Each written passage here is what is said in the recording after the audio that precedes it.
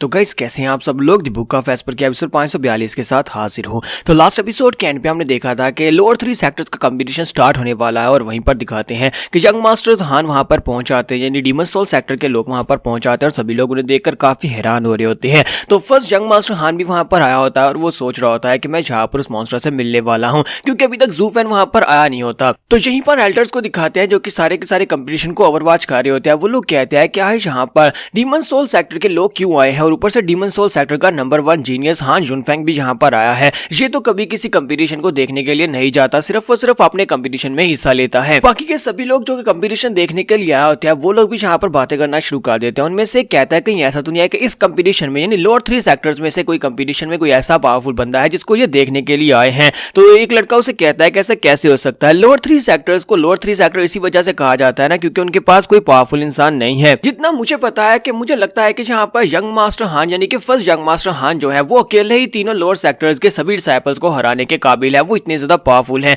तो फिर तुम्हें ऐसा क्यों लगता है कि ये लोग यहाँ पर लोअर 3 सेक्टर्स में से किसी की फाइट को देखने के लिए आए हैं? लगता है कि ये लोग सिर्फ वैसे ही यहाँ पर अपने बोर्डम की वजह से आए होंगे, क्योंकि ये लोग बहुत ज्यादा बोर हो रहे होंगे। तो उन्होंने कहा होगा चलो चल के वहां पर कंपटीशन को वॉच कर लेते हैं। जबकि वहां पर वो एल्डर जो कि रेफरी का काम करने वाले हैं वो वहां पर सोच रहे होते हैं कि यहाँ पर चल क्या रहा है। वैसे तो इन सभी सेक्टर्स के दरमियान में एक बहुत ही स्ट्रॉन्ग हायरार्की होती है और कभी भी एक दूसरे के कंपटीशन को देखने के लिए ये नहीं आते। स्पेशली डीमन सोल सेक्टर जो कि इस वक्त मिडिल 3 में टॉप के ऊपर है, वो कभी भी यहाँ पर ऐसा नहीं करेंगे। वो लोग यहाँ पर नहीं आएंगे क्योंकि इससे उनकी इंसल्ट होती है कि वो लोअर 3 सेक्टर्स का कंपटीशन देखने के लिए यहाँ पर आए। मुझे यहाँ पर अभी तक समझ नहीं आ रही कि आखिर इन लोगों के यहाँ पर आने का मकसद क्या है। तीनों सेक्टर्स में से ये किसको सपोर्ट करने के लिए आए होंगे। तो इसी के साथ ही रुहुआ को दिखाते हैं कि रुहुआ जो होती है ऊपर थर्ड यंग मास्टर हान की तरफ देख रही होती है, क्योंकि थर्ड यंग मास्टर हान ने पहली बार इसके ऊपर अटैक किया था। तो वो उसे देखकर हंस पड़ता है। तो ये देखने के बाद रुहुआ को गुस्सा आता है। तो मास्टर यूनो से कहते हैं कि बेटा रुहुआ प्लीज शांत हो जाओ, तुम्हें यहाँ पर इसकी बातें सुनकर यहाँ पर इसकी तरफ देखकर गुस्सा होने की जरूरत नहीं है। तुम बहुत ही जल्दी यहाँ पर तीनों क्लैंस की लीडर बनने वाली हो, क्योंकि तुम्हारी वजह से हम लोग कंपटीशन को जीतने वाले हैं। तो फिर हमें इन जैसे छोटे मोटे लोगों से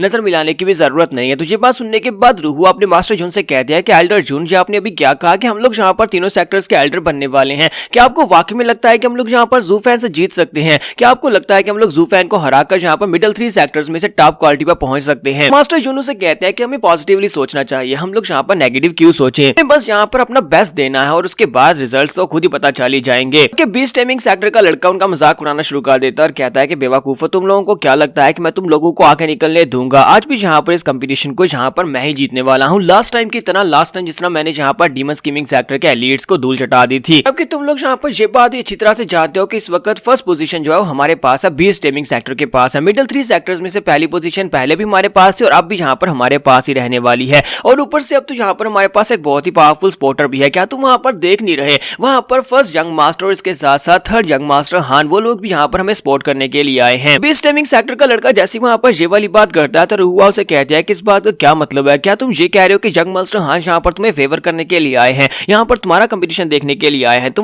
वो उसे कहता है कि जब लास्ट टाइम हम लोग डीमन स्कीमिंग सेक्टर में गए थे वहां पर उनके एलीट्स के साथ फाइट करने के लिए, तो वहां पर से वापसी पर हमें वहां पर यंग मास्टर हान मिला था। फर्स्ट यंग मास्टर और थर्ड यंग मास्टर हान मिले थे और उनके साथ हमारी बातचीत हुई थी और वहीं पर उन्होंने हमें यहाँ पर प्रमोट किया था। उन्होंने कहा था कि इस कंपटीशन में वो हमें प्रमोट करेंगे। साथ ही उन लोगों ने मेरी बहुत ज्यादा तारीफ भी की थी। उन दोनों यंग मास्टर्स ने कहा था कि मैं बहुत ज्यादा आउटस्टैंडिंग हूं और इस बार के कंपटीशन में वो मुझसे फाइट करना चाहते हैं। और वो साथ ही उन दोनों से कहता है कि माय लॉर्ड्स, आपको यहाँ पर ज्यादा परेशान होने की जरूरत नहीं है, मैं इस कंपटीशन को चुटकी बजाकर जीत लूंगा और उसके बाद अगले कंपटीशन में आप लोगों से फाइट करूंगा। ऐसे वो ये वाली बात करता है तो उसी के साथ ही वहां पर एक हल्ला मच जाता है। तो वो सभी लोग कहते हैं क्या क्या यहाँ पर वाकई में बीस्ट टाइमिंग सेक्टर वालों को सपोर्ट करने के लिए डीमन सोल सेक्टर के लड़के यहाँ पर आए हैं? क्या डीमन सोल सेक्टर के फर्स्ट यंग मास्टर और थर्ड यंग मास्टर यहाँ पर बीस्ट टाइमिंग सेक्टर को प्रमोट करने के लिए आए हैं? तो फर्स्ट यंग मास्टर कहता है कि यंग मास्टर हान यहाँ पर क्या हो रहा है, क्या मुझे कुछ पता चलेगा? तो थर्ड यंग मास्टर कहता है कि ब्रदर मुझे नहीं पता था कि हम लोग बस इसे यहाँ पर टीज करने की कोशिश कर रहे थे, हम तो बस इसे बेवकूफ बना रहे थे और इसने इस बात को सीरियस समझ लिया और यहाँ पर सभी के सामने हमारा नाजायज फायदा उठा लिया है। तो सेकंड ब्रदर भी कहता है कि मुझे लगता है कि इसने यहाँ पर इस बात को गलत समझ लिया है और बाकी के सभी लोगों के सामने भी इस बात का अनाउंसमेंट कर दिया, क्यों ना मैं यहाँ पर इस बात को क्लैरिफाई कर दूं।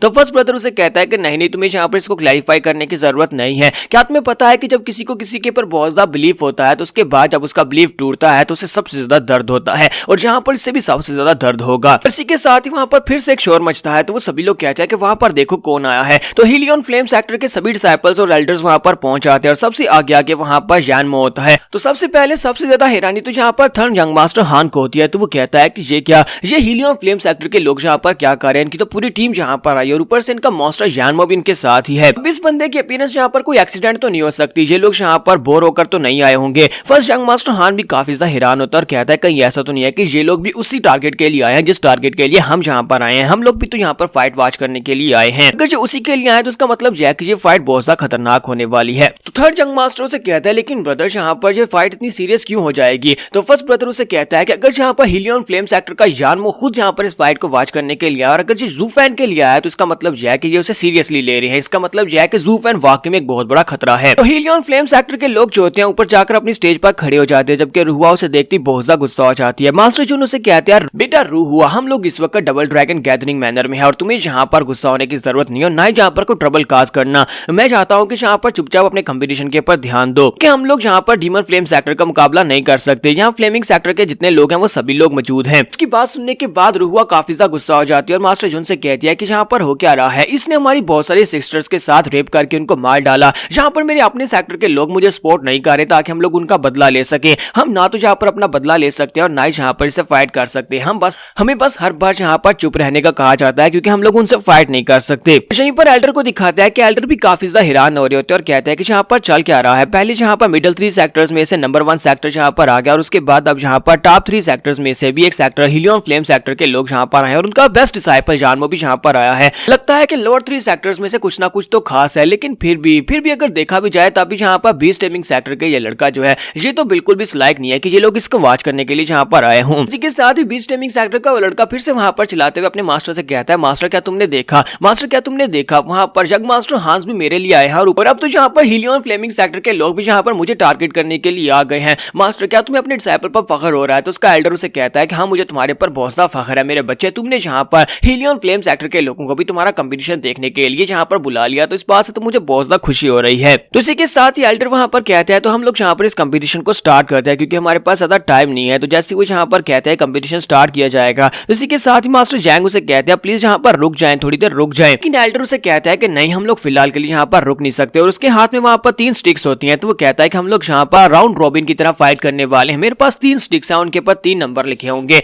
3 नंबर में से तीनों एल्डर्स यानी कि तीनों सेक्टर्स के एल्डर एक एक नंबर को उठाएंगे और जिस नंबर के हिसाब से उनके नंबर आएंगे उन्हें यहाँ पर फाइट करनी होगी। पहला जो कंपटीटर होगा वो दूसरे वाले कंपटीटर से फाइट करेगा। ये तीनों सेक्टर्स में से किसी भी एक सेक्टर से हो सकता है और जब यहाँ पर दोनों फाइट कर चुकेंगे उनमें से जो विनर होगा वो तीसरे वाले से फाइट करेगा और जो तीसरे वाली फाइट में से जीतेगा वो पहले वाले से फाइट करेगा। इस तरह ये कंपटीशन एंड तक पहुंचता जाएगा और जितनी ज्यादा कंपटीशन में आप फाइट्स जीतेंगे उतनी ज्यादा आपको यहाँ पर मेरिट्स मिलेंगे। जबकि मास्टर जैंग अभी भी वहां पर सोच रहे होते हैं कि वो लड़का जूफैन अभी तक आया क्यों नहीं, ना ही वो हमारे कंपटीटर्स को यहाँ पर लेकर आया। हमारे पास कोई भी डिसाइपल नहीं है यहाँ पर फाइट में उतरने के लिए। तो वो उन लोगों से कहते हैं कि एल्डर प्लीज क्या हमें थोड़ा सा टाइम मिल सकता है, अभी हमारे डिसाइपल्स तैयार नहीं हुए और अभी तक यहाँ पर आए भी नहीं है। तो एल्डर उसे कहता है कि नहीं तुम्हें यहाँ पर टाइम नहीं मिलेगा, बाकी के सभी लोग यहाँ पर कंपटीशन देखने के लिए आए हैं और इस वक्त तो हमारे पास कुछ स्पेशल गेस्ट भी है, तो हम लोग यहाँ पर और ज्यादा इंतजार नहीं कर सकते। चलो जल्दी से आओ यहाँ पर आकर अपनी लॉट निकालो, हो सकता है कि तुम्हें यहाँ पर तीसरा नंबर मिल जाए जिससे तुम्हें थोड़ा सा टाइम मिल जाए। अगर तुम्हें यहाँ पर फाइट नहीं करनी तो फिर यहाँ पर से वापस जा सकते हो। तो इसी के साथ ही मास्टर जैंग कहते हैं मुझे लगता है फिर हमारी किस्मत के ऊपर ही डिपेंड करता है। और इसी के साथ ही मास्टर जैंग जाकर वहां पर सामने एक बैम्बू स्टिक को उठा लेते हैं। जैसे ही वो बैम्बू स्टिक को उठाते हैं और उसे उठाकर सामने की तरफ करते हैं तो उसके ऊपर नंबर 1 लिखा होता है, यानी कि इनकी फाइट सबसे पहली होने वाली है और बेचारे की वहीं पर वाट लग जाती है। वो कहता है कि हमारी तो भैंस गई पानी में। इसे अगर देखा जाए तो कंपटीशन के रूल के मुताबिक अकेला जूफैन बाकी के सभी कंपटीटर्स को भी हरा सकता है क्योंकि यहाँ पर राउंड रॉबिन में फाइट की जाने वाली है। पहली 2 फाइट्स में से जो विनर होगा वो आगे वाले से फाइट करेगा और उसमें से जो विनर होगा वो आगे वाले से फाइट करेगा। तो अब ये नेक्स्ट एपिसोड में पता चलेगा कि पहली फाइट में हमारा जूफैन किसको उतारने वाला है, अब वो खुद आएगा या फिर उसका कोई डिसाइपल जहाँ पर फाइट करेगा। तो एपिसोड की एक्सप्लेनेशन अच्छी लगी हो तो कमेंट करके जरूर बताइएगा। वीडियो को लाइक करना मत भूलिएगा। Thank you.